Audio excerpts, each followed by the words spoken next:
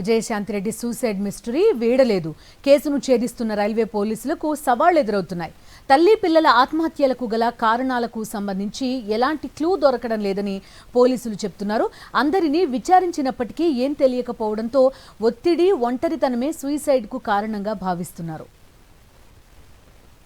మరింత సమాచారం మా ప్రతినిధి సుస్మిత అందిస్తారు.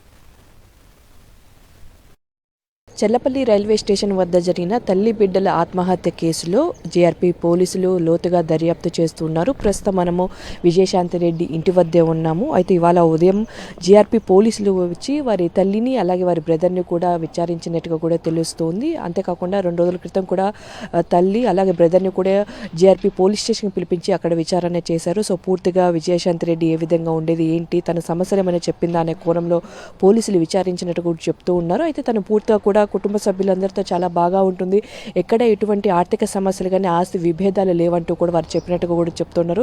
సో పూర్తిగా దీనికి ప్రధాన కారణం డిప్రెషన్ కారణంగానే తను ఆత్మహత్య చేసుకుంది. అలాగే తన పిల్లలు కూడా ఆ విధంగానే చెప్పి వాళ్ళ పిల్లలను కూడా తీసుకొని వెళ్ళిందని కూడా పోలీసులు అయితే భావిస్తూ ఉన్నారు.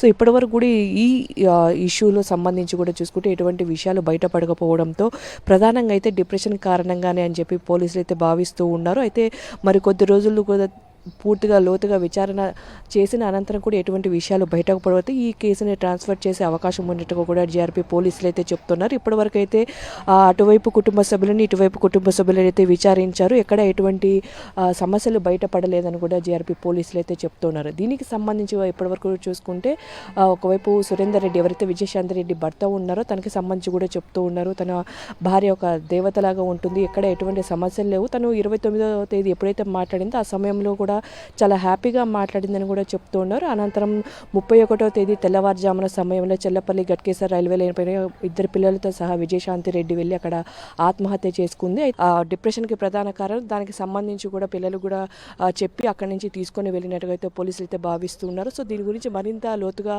విచారణ చేస్తామని కూడా పోలీసులు అయితే చెప్తూ ఉన్నారు. కెమెరామెన్ మహేష్తో సుష్మిత, సాక్షి టీవీ, మేడిపల్లి పోలీస్ స్టేషన్ పరిధి నుంచి.